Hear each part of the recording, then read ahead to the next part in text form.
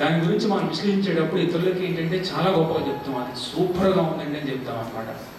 అదేవిధంగా రామకృష్ణుల మీద వివేకానంద స్వామి ఏది బుక్ రాయకపోయినప్పటికీ కూడా హిందూ మతం శ్రీరామకృష్ణులు అన్న వ్యాసములో, తర్వాత ఆచండాల ప్రతిహతరయ్యో అన్న వ్యాసములో, నా గురుదేవుడు అన్న వ్యాసములో రామకృష్ణులకి విశిష్ట వ్యక్తిత్వాన్ని చాలా విపులంగా విశదీకరిస్తారు. అది చూసినప్పుడు ఏంటంటే మనకు తెలుస్తూ ఉంటుంది ఏంటి రామకృష్ణ విశిష్ట వ్యక్తిత్వం అంటే. రామకృష్ణ భక్తులుగా ఎవరైనా మీ ముందుకు వచ్చి రామకృష్ణుడు అవతార పురుషుడు కాదండి, ఆయన కాళీమాత భక్తుడండి అనేవాళ్ళు కూడా కనిపిస్తారు. దానికి మీ సమాధానం ఏంటి? Unless we know that is అవతార వరిష్ట, ఏ విధంగా ధర్మ సంస్థాపన చేశారు తెలియకపోతే మనం షేక్ అయిపోతాం అనమాట. మన నమ్మకము, మన విశ్వాసము షేక్ అయిపోతుంది అనమాట. ఇప్పుడు ఏం చేయాలో మనకు అర్థం కాని పరిస్థితి అనమాట. ఒక మార్కెట్లోకి వెళ్ళి, ఒక సూపర్ మార్కెట్లోకి వెళ్ళి ఒక వస్తువును కొంటాము అంటే ఆ వస్తువు మీద ఎవరో మంచి నమ్మకం ఏర్పడినప్పుడు, ఒక సోప్ కొంటున్నాము, టీఎఫ్ఎం ఎంత ఉంది? 72% ఉంది. 72% కంటే తక్కువ ఉంటుంది బి కేటగిరీ కాబట్టి 72% ఎక్కువ ఉన్న సోప్నే మనం కొంటాం అనమాట. ఎంత విశ్లేషించి కొంటాము కాబట్టి. అదేవిధంగా ఈ రామకృష్ణ పరమహంస గారు గురించి ఎవరైనా వచ్చి ఎలా అడిగితే మనం చెప్పే సమాధానం ఏంటి? ఇక్కడ రామకృష్ణ భక్తులందరికీ ఒక ప్రశ్నే. రామకృష్ణుడు అవతార వరిష్ఠుడు కాదు, ఆయన కాళీమాత భక్తుడు అన్నప్పుడు are we ready to say the answer? Do you have that conviction to explain how he is avtara varishta? Swami Pavitranand says in one of his articles, he says that intellectual conviction is more important than visions, he says. ఏదో రామకృష్ణుడు కల్లో కనిపించాడేంటి అంటే కుదురుదనమాట. అదే మీరు ఇంటలెక్చువల్గా అంటే రామకృష్ణుడు అవతార వరిష్ఠుడు అనే ఒక దృఢ విశ్వాసం, నమ్మకం ఏర్పడడమే ఆ విజన్స్ కంట ఇంపార్టెంట్ ఇస్తాడనమాట. విజన్స్ రామకృష్ణ గారు ఈరోజు కల్లో కనిపించినంత మాత్రం యూ హ్యావ్ స్ట్రాంగ్ ఫెయిత్ అని అర్థమేమి కాదు ఇది యాక్చువల్గా. So we need to say that with from bottom of our heart you have to explain that is అవతార వరిష్ట. దెన్ దట్ ఫెయిత్, ఆ విశ్వాసం ఏంటంటే ఎప్పుడూ చిక్కు చెదరకుండా ఉంటుంది అనమాట. లేకపోతే ఎవరైనా వచ్చి ఈ ప్రశ్న వేస్తే ఆయన కాళీమాత భక్తుడంటే ఈ ప్రశ్న వేస్తే మనకేం సమాధానం ఉండదు. సో ఆ సమాధానం మనం వీ నీడ్ టు ఎక్స్ప్లెయిన్ చేయగలగాలి అంటే we need to understand him thoroughly అనమాట. బాగా అర్థం చేసుకోవాలి. స్వామీజీ చెప్పినట్టుగా we have to study him, we have to understand him in different manners, how he is అవతార వరిష్ట, ధర్మ సంస్థాపన ఏ విధంగా చేశారు అని చదవాలన్నమాట. కానీ ఒక విధంగా చూస్తే రామకృష్ణ వారి మీద గొప్ప భక్తి ఉందంటే రోజు వస్తున్నాము, నామజపం చేస్తున్నాము, సంకీర్తన చేస్తున్నాము, అది చాలదా? ఇవన్నీ అవసరమా? శాస్త్రపరంగా నిరూపించాలా, తెలుసుకోవాలా అంటే అవును, తెలుసుకోవాల్సిన అవసరం లేదు. కానీ అంతా ఎవరైనా ఎదురు ప్రశ్న ఇస్తే మనం నిరూపించగలగాలన్నమాట. అప్పుడు రకరకాల శ్లోకాలు కూడా కోట్ చేయొచ్చు అనమాట. ఏంటండి ఇవి తెలుసుకోవడం వల్ల ఏమి కాదు, వాగ్వేకరి శబ్దజరి శాస్త్ర వాక్యానికి కౌశలం, ఈ శాస్త్రాలను ఉల్లేఖించి ఆయన గొప్పతనాన్ని నిరూపించాలా? వివేకానంద స్వామి చెప్పాడు, అది సరిపోదా? వివేకానంద స్వామి చెప్పాడు, కానీ మనమేం చెప్పగలుగుతున్నాం అనేది ఆలోచించాలన్నమాట. సో ఈ విధంగా ఆలోచించినప్పుడు కొన్ని ప్రశ్నలు మనందరికీ తలెత్తుతాయి అన్నమాట. ఫస్ట్ థింగ్ ఏంటి, ఆయన ఫస్ట్ శ్లోకాన్ని, ఈ మొత్తం శ్లోకాన్ని ఒక బ్రీఫ్గా చూద్దాం ఫస్ట్, తర్వాత నెక్స్ట్ క్లాసుల్లో డీటెయిల్గా మనం ఎక్స్ప్లెనేషన్ చేద్దాం. ఫస్ట్ ఈజ్ అవతార పురుషుడా కాదా, అవతారమా కాదా? వెంటనే కౌంటర్ క్వశ్చన్ ఏమొస్తుందంటే అవతారాలకు అదే కాదండి, మళ్ళీ అవతారం ఎక్కడి నుంచి వచ్చింది అంటారు. దానికి మనకి ఏం సమాధానం? అవతారాలు పదే అన్నది ఎక్కడ ఏ ఉపనిషత్తులోనూ లేదు, ఏ పురాణంలోనూ లేదు. First point. ఇక ఈ అవతార వరిష్ఠుడు ఎలాగైనా అంటే మిగతా అవతారాలను కొట్టు పడేయవలసిందేనా? ఈ అవతారాల్లో కంటే గొప్పవాడు ఎలా అయిపోయాడు, ఏ విధంగా అయిపోయాడు అంటే ఏంటి మనకు సమాధానం ఉన్నది. తర్వాత శ్రీకృష్ణుడు భగవద్గీతలో పరిత్రాణాయ సాధూనాం వినాశాయ దుష్కృతాం ధర్మ సంస్థాపనార్థాయ సంభవామి యుగే యుగే అన్నాడు కదా. మరలా అవతరిస్తాను, నేను వచ్చిన తర్వాత ఆగిపోతానని చెప్పలేదు కదా. సంభవామి యుగే యుగే. తర్వాత వినాశాయ దుష్కృతం, రామకృష్ణుడు రాముడైతే రావణ కుంభకర్ణుని చంపాడు, ధర్మాన్ని స్థాపించాడు. కృష్ణుడైతే శిశుపాలుని కంసుని చంపి ధర్మాన్ని స్థాపించాడు. మరి రామకృష్ణుడు ఎవరిని చంపి ధర్మాన్ని స్థాపించాడు? ఈ ప్రశ్నకి ఏంటి సమాధానం? అయితే రామాయణంలో చూస్తే రాముడు ఆధ్యాత్మిక రామాయణంలో ప్రతి చోట కూడా నేనే పరబ్రహ్మ స్వరూపుని ఎక్స్ప్లెయిన్ చేస్తూ ఉంటాడు అనమాట. అరణ్యకాండ మొదలైన దగ్గర నుంచి చూస్తాం అనమాట. లక్ష్మణుడు గీతవాక్యాలు వెలుగుతాడు, నేను నన్ను పూజించవయ్యా, నా మీద మనసు పెట్టవయ్యా అని అన్ని రకాలుగా చెప్తూనే వెళ్తాడనమాట. అదేవిధంగా భగవద్గీతలో కృష్ణుడు చెప్తా ఉంటాడు, ఇవన్నీ నా నుంచే ఉద్భవించింది, అనన్య చింతయంతో నన్ను ఎవరైతే అనన్యతో స్మరిస్తారో అని వాళ్ళని గ్లోరిఫై చేసుకుంటూ చెప్పారు. రామకృష్ణుడు అలాగా తన అవతార పురుషుడు అని ఎక్కడైనా చెప్పిన సందర్భాలు ఉన్నాయా అని ఆలోచిస్తే మనం ఏమి సమాధానం చెప్తాము? సో ఇవన్నీ చూసేటప్పుడు ధర్మం అంటే ఏంటి, అసలు ధర్మం అంటే ఏంటి, ఏ విధంగా ధర్మాన్ని అర్థం చేసుకోవాలి? ధర్మ సంస్థాపనార్థం అంటే అక్కడ శత్రువుని చంపిన తర్వాత ధర్మాన్ని స్థాపించారు. మన రామకృష్ణులు ఏమీ ఎవరిని చంపకుండా, ఏ రాక్షసుడిని చంపకుండా ధర్మాన్ని ఎలా స్థాపించగలిగారు? ఇవన్నీ అర్థం చేసుకుంటూ పోతే అప్పుడు హిందూ మతం శ్రీరామకృష్ణులు అన్న వ్యాసంలో వివేకానంద స్వామి రామకృష్ణుల గురించి గొప్పగా వర్ణిస్తారనమాట. అంటే ఇప్పుడు ఎవరైనా మనకి ప్రశ్న వేసినప్పుడు ఇలాగా కంసుడు చంపి శిశుపాలుని చంపి ధర్మాన్ని స్థాపించాడు కృష్ణుడు, రావణ కుంభకర్ణుని చంపి ధర్మాన్ని స్థాపించాడు రాముడు, తర్వాత వాళ్ళ అవతార పురుషులు పరబ్రహ్మ స్వరూపులని వాళ్ళు స్వయంగా చెప్పుకోవడం జరిగింది. కానీ అలాంటిది రామకృష్ణుడు ఎక్కడైనా చెప్పుకున్నాడా అని చూస్తే ఈవెన్ జీసస్ క్రైస్ట్ కూడా చెప్పుకుంటాడు, ఇట్లా నేను myself and my father is one అని చెప్తాడు. తర్వాత కొడుకుని చూస్తే తండ్రిని చూసినట్టే అని చెప్తాడు. ఇవన్నీ డైరెక్ట్ స్టేట్మెంట్స్ రామకృష్ణుడి జీవితంలో అట్లాంటివి ఏమన్నా ఉన్నాయా? అసలు ఎవరు ఈ అవతారము అని చూస్తే ఒక ఎనలిటికల్ అంటే కొంచెం శాస్త్రపరంగా ఆలోచించాలి, లేకపోతే పుస్తకాలు చదివి రకరకాల పుస్తకాల నుంచి మనం కోట్ చేసి గ్యాదర్ చేసి మనం తెలుసుకోవడానికి ప్రయత్నించాలన్నమాట. అండ్ హిందూ మతము శ్రీరామకృష్ణులు అన్న వ్యాసంలో వివేకానంద ఏమంటారంటే అక్కడక్కడ కొన్ని పాయింట్స్ నేను ఉద్దేశిస్తాను. The omnipresent Lord in each successive incarnations is manifesting himself more and more. Further he says, before the effulgence of this new awakening, ఈ ప్రస్తుత యుగంలో అవతరించిన ఈ రామకృష్ణుల ముందు the glory of past revivals in Indian history will pale like stars before the rising sun అంటాడు అనమాట. ఇంత ముందు అవతారాలన్నీ కూడా ఒక చిన్న చిన్న నక్షత్రాల వంటివి, ఈ భయంకరమైన ఉదయించే సూర్యుడి ముందు అవన్నీ చిన్న చిన్న నక్షత్రాలు అని చెప్తాడు. An incarnation reaching point of completeness in revelation, its synthetic harmonizing of all ideals and its personality of every sphere of spiritual culture surprises the manifestations of all past ages అంటాడు.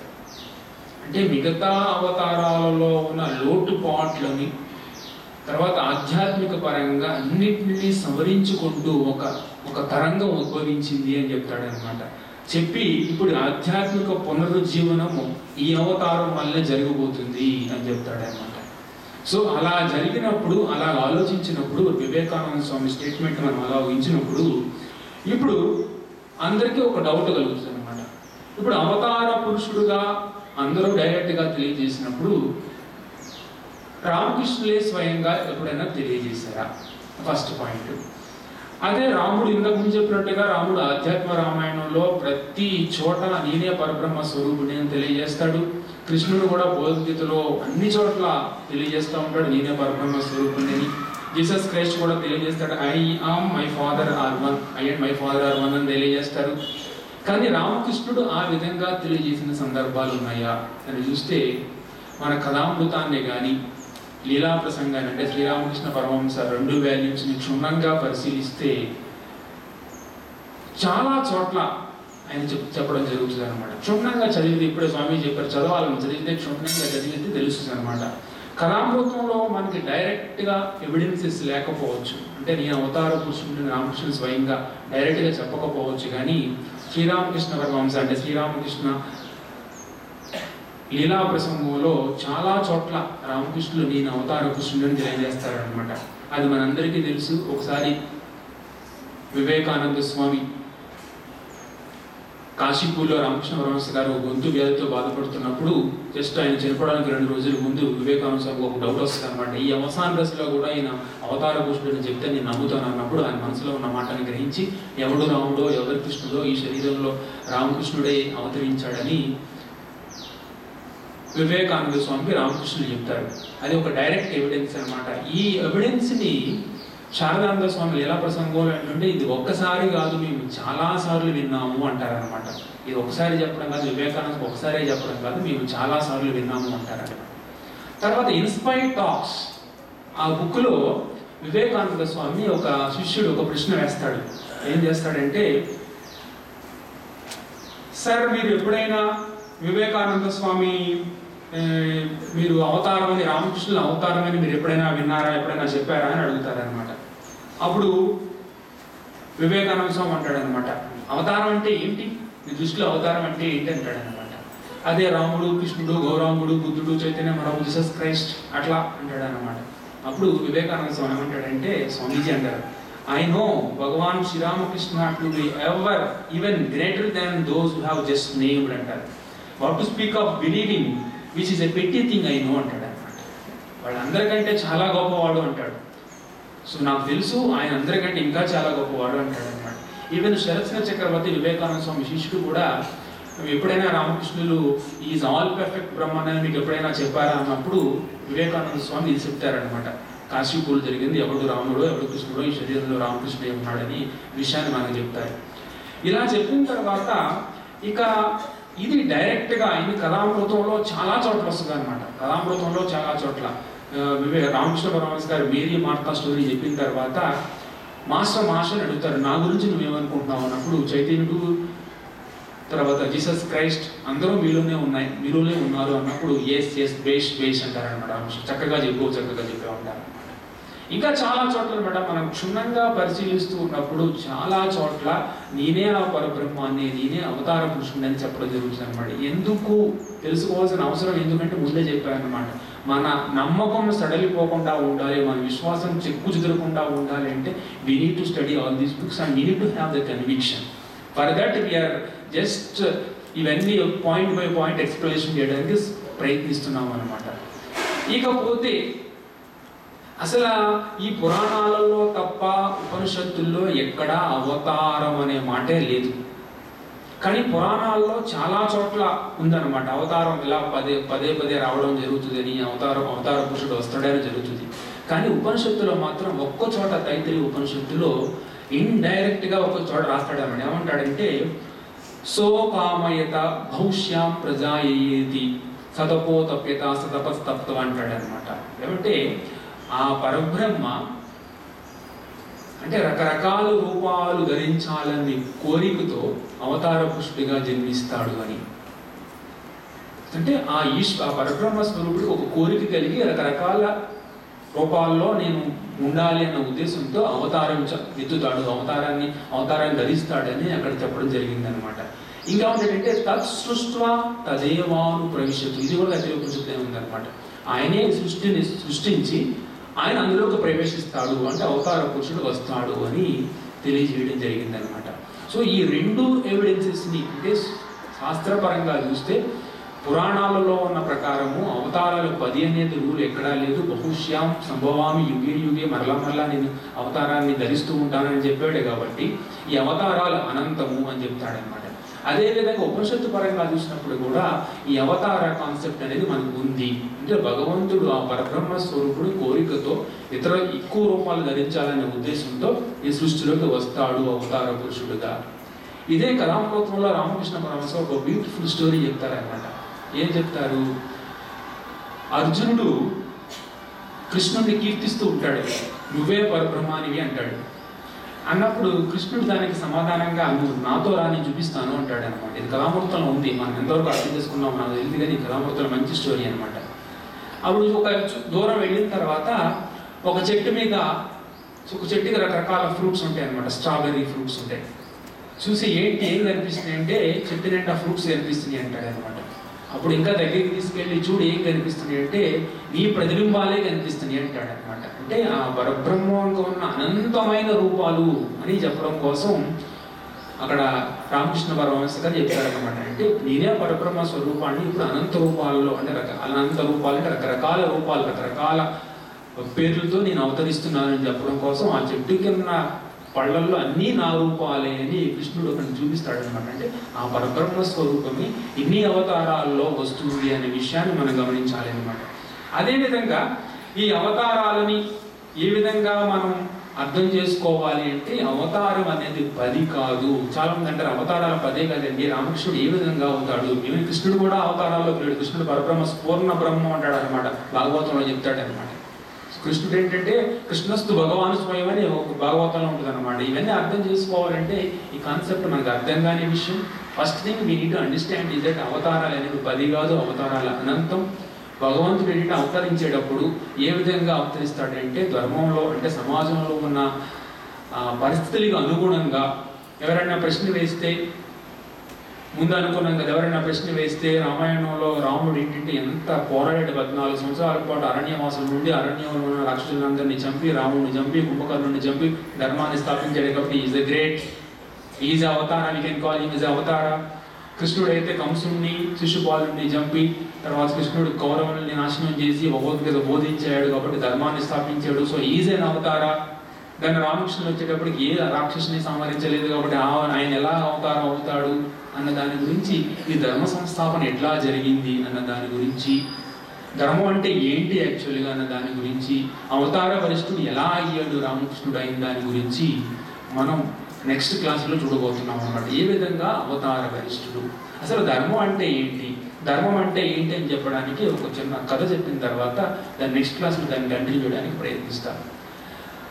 రామ నామ సంకీర్తనలో మాయా మానుష రూపిణౌ రఘువరౌ సద్ధర్మ వర్మౌ హితౌ అని ఒక శ్లోకం ఉంది.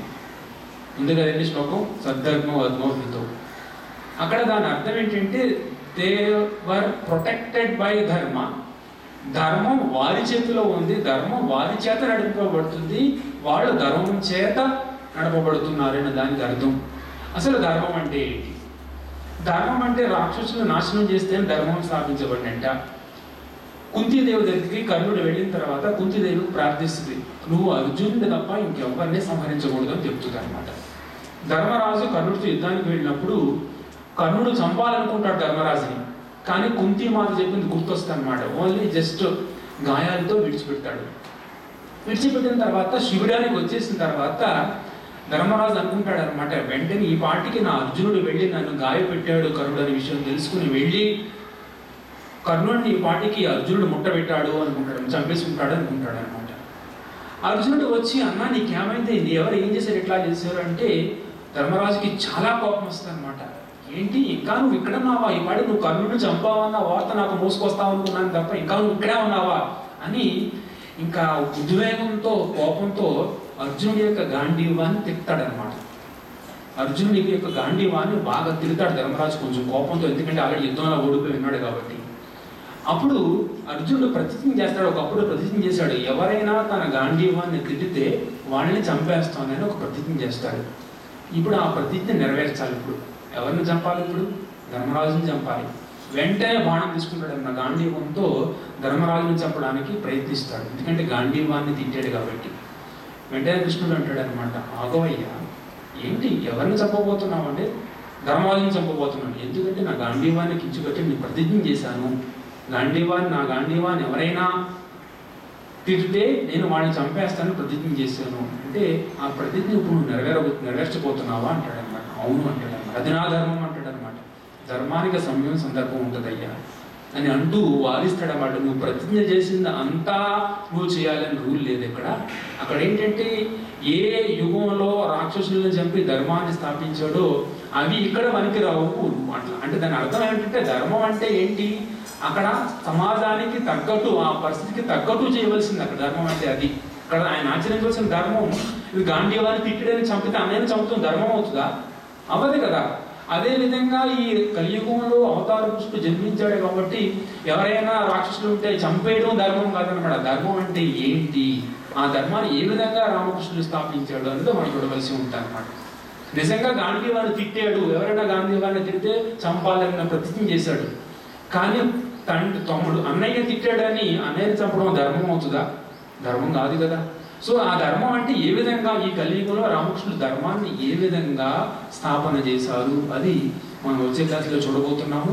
సో ఈ విధంగా మనం ఈ శ్లోకాన్ని ఎప్పుడైతే మనం అర్థం చేసుకుంటామో మన విశ్వాసం రామకృష్ణుల పట్ల మన విశ్వాసం సడలిపోకుండా అప్పుడే మనకి నిజమైన నమ్మకం ఉన్నట్టు అనమాట.